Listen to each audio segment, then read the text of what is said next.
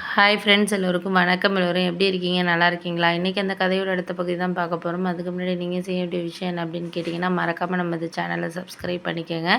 கீழே இருக்க பெல் பட்டனையும் கிளிக் பண்ணுங்கள். அப்போ தான் நான் போடுற வீடியோஸ் எல்லாமே உடனுக்குடனே உங்களுக்கு நோட்டிஃபிகேஷனில் வரும். ஸோ மறக்காமல் சேனலை சப்ஸ்கிரைப் பண்ணிவிட்டு வீடியோ பாருங்கள் ஃப்ரெண்ட்ஸ். வாங்க நம்ம கதைக்குள்ளே போகலாம். முடிஞ்ச அளவுக்கு என்னோட விஷயத்தில் வந்து யாரும் வந்து பேச வேண்டாம் என்னமா அப்படிங்கிற மாதிரி எங்கள் ஃபேமிலியில் சொல்லிட்டேன். எதுக்கு அப்படின்னா, எதுக்கு எடுத்தாலுமே வந்து ஒரு ஆர்கியூமெண்ட் பண்ணிக்கிட்டு அந்த மாதிரி இருக்கிறது எனக்கு பிடிக்கல. அதுவும் என் கல்யாண விஷயத்தில் மாப்பிள்ளை பார்க்க வேண்டியது அவங்களோட கடமை. ஏன்னா நான் யாரையும் லவ் பண்ணலை. இத்தனை வருஷம் வந்து சம்பாரித்து ஒரு 6 வருஷமாக கொடுத்துருக்கேன். அப்படிங்கிறப்போ எனக்கு நகை எல்லாமே நானே சேர்த்துக்கிட்டு இருக்கேங்கிறப்போ எனக்கு ஏற்ற மாதிரி என் படிப்புக்கு ஏற்ற மாதிரி ஒரு மாப்பிள்ளையை பாருங்கங்கிறது மட்டும்தான் நான் வந்து சொன்ன ஒரு விஷயங்கிறது. அதை தாண்டி அவங்க வசதி இருக்குன்னு மட்டும் பார்த்துட்டு தேவையில்லாமல் ஒரு படிக்காதோ இல்லை அவங்க ஃபேமிலியில் ஒரு வேலைக்கு அனுப்பாத மாதிரியான ஒரு ஆளையெல்லாம் வந்து பார்த்தாங்கன்னா, ஏன்னா நான் 6 வருஷமாக வந்து வேலை பார்த்துக்கிட்டு இருக்கேங்கிறப்போ எனக்கு வந்து நான் சம்பாரித்து பழகிட்டேன். அதனால் அதே இதில் தான் நான் வந்து ட்ராவல் பண்ணணும்னு நினைக்கிறேன். அதோட நம்மளோட தேவைகளை நம்ம பூர்த்தி பண்ணுறதுக்காக இருக்கட்டும், இல்லை நம்ம ஒரு புதுசாக ஒரு வாழ்க்கையில் எந்த ஒரு விஷயத்தையுமே நமக்கு செஞ்சுக்கிறதுக்கு பணங்கிற ஒரு விஷயங்கிறது முக்கியமானதாக இருக்குது. அதை வந்து மற்றவங்க கிட்ட வாங்கி நம்ம பயன்படுத்துகிறப்போ அது வந்து எந்த ஒரு நேரத்துலையுமே வந்து ஒரு சொல்லி காட்டப்படும் அப்படின்னு நினைக்கக்கூடிய ஒரு ஆள்.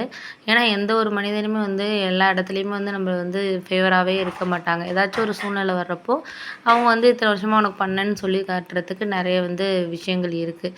அது எங்கள் அம்மா வாழ்க்கையிலேயே நான் நிறைய டைம் எங்கள் அப்பாவையே பார்த்தாச்சு. அப்படி இருக்கிறப்போ இப்போ வர ஒரு ஜென்ரேஷனில் இருக்கிறவங்களாம் அதை விட இதாகவே பேசுவாங்க. அப்போ உள்ளவங்களே இது பண்ணுறப்போ கஷ்ட நஷ்டத்தில் இருந்த எங்கள் அம்மாவே வந்து அவங்களாம் பேசுகிறப்போ வந்து எங்கள் அப்பா பேசினப்போ நான்லாம் வந்து அதெல்லாம் சரி வராது. அதனால் எனக்கு வந்து நான் வேலை பார்க்க அனுப்பக்கூடிய ஒரு ஆளாக தான் இருக்கணும் அப்படிங்கிறது தான் என்னோட ஒரு எண்ணமாக இருந்தது.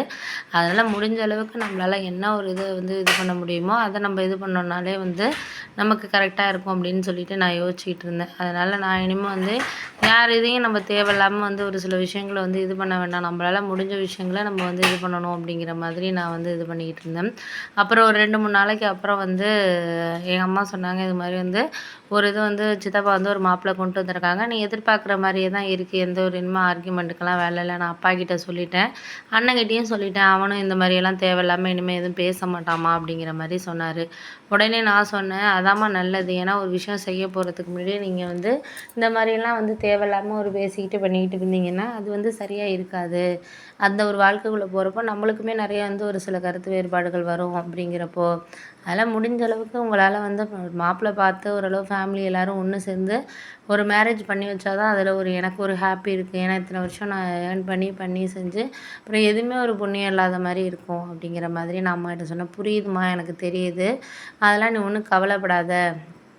நான் அப்பாக்கிட்ட வந்து எல்லாத்தையுமே நேற்று நைட்டே நான் பேசிட்டேன் அவர்கிட்ட.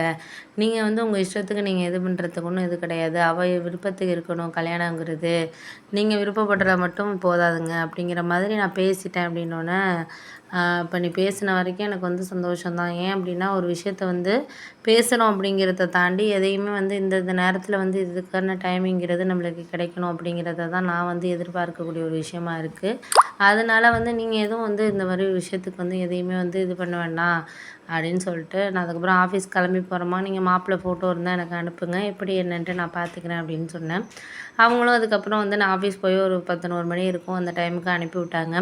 அப்போ பார்த்தீங்கன்னா எங்கள் பக்கத்தில் இருக்கிற எங்கள் கம்பெனிக்கு பக்கத்தில் இருக்கிற கம்பெனி தான் அப்படின்னோடனே நான் என் ஃப்ரெண்டுகிட்ட இது மாதிரி சொன்னேன், இது மாதிரி ஒரு மாப்பிள்ளை ஃபோட்டோ அனுப்பியிருக்காங்கன்னா அவள் உடனே சொன்னால், அங்கே என்னோட ஒரு ஃப்ரெண்டு வந்து மதன்னு ஒரு பையன் ஒர்க் பண்ணுறான்டி, வேணால் வந்து பேசி அந்த பையனை பற்றி விசாரிப்போம்மா, ஓகேவா உனக்கு அப்படிங்கிற மாதிரி அவள் கேட்டாள். உடனே எனக்கும் வந்து சரியாக தான் பட்டுச்சு. ஏன் அப்படின்னா நம்ம வந்து அம்மா அப்பா காமிக்கிறாங்கன்ட்டு நம்ம டக்குன்னு முடிவு எடுக்க முடியாது. அந்த பையனை பற்றி நம்மளும் போய் விசாரிப்போம் அப்படின்னு சொல்லிட்டு நான் அப்படியே தெரியாத மாதிரி வந்து போனோம் நானும் என் ஃப்ரெண்டும். அப்புறம் அவங்க ஃப்ரெண்டை போய் மீட் பண்ணப்போ கேன்டீனில் இருந்தான் அந்த பையன். அப்போ தான் வந்து நாங்கள் விசாரித்தோம், இது மாதிரி வந்து கௌதம்னு ஒரு பையன் இங்கே ஒர்க் பண்ணுறாங்களாமே அப்படின்னோன்னா, ஆமாம் அவங்க எங்களோட சீனியர் ஹெட்டு அப்படி இப்படின்னு சொல்லிட்டு அவன் சொன்னான். ரொம்ப நல்ல டைப்பு, எல்லாருக்கும் ஹெல்ப் பண்ணக்கூடிய ஒரு ஆள், நல்ல பையன் அப்படிங்கிற மாதிரி அந்த மதனுங்கிற பையன் சொன்னான். எனக்கு ஓரளவு ஹாப்பியாக தான் இருந்துச்சு. பரவாயில்ல, ஒரு நல்ல ஹெட்டுங்கிறப்போ ஒரு நல்ல சேலரி ரேஞ்ச் வாங்குவாங்க அப்படிங்கிற மாதிரி இருந்துச்சு. சேலரியை காட்டியும் ஒரு விதமாக எல்லாருக்கும் ஹெல்ப் பண்ணக்கூடிய அப்படின்னு சொல்லிட்டு அப்போ நாங்கள் பேசிக்கிட்டு இருக்கப்பயே அவங்க அப்போ தான் கிராஸ் பண்ணி போனாங்க. அப்புறம் ஓகே அப்படின்னு சொல்லிட்டு இவங்க தான் அவர் அப்படின்னு சொல்லிட்டு காமிச்சோன்னா பார்க்குறதுக்கும் நல்லா இருந்தார். உடனே என் ஃப்ரெண்டே சொன்னோம், ஆள் பார்க்க சூப்பராக இருக்கார் டி, உனக்கு நல்லாயிருக்கும் மேட்சாக இருக்கும் அப்படி இப்படின்னு சொல்லிக்கிட்டு இருந்தான். ஓகே ஓகே, ரொம்ப புகழ்ந்துக்கிட்டு இருக்காத, எதாக இருந்தாலும் நம்ம வந்து இது முடிவானா பார்த்துக்கலாம். நான் வந்து ஓரளவு வந்து விசாரிப்பும் பண்ணுவோன்ட்டு தான் வந்தது. ஓரளவு விசாரிச்சாச்சு, பார்த்துக்கலாம் மேற்கொண்டு அவங்க என்ன சொல்கிறாங்கன்ட்டு. வீட்டில் போயிட்டு நான் பேசி பார்த்துக்கிறேன் அப்படிங்கிற மாதிரி சொல்லிவிட்டு நான் கிளம்பிட்டேன். கிளம்புனதுக்கு அப்புறம் தான் எனக்கு புரிஞ்சிச்சு. சரி, ஓகே, இதுக்கப்புறம் எந்த ஒரு விஷயத்துலையும் வந்து நம்ம வந்து இது பண்ணக்கூடாது, செய்யக்கூடாது. எதாக இருந்தாலும் நம்மளால் முடிஞ்சதை நம்ம பார்ப்போம் அப்படிங்கிற மாதிரி இருந்துச்சு.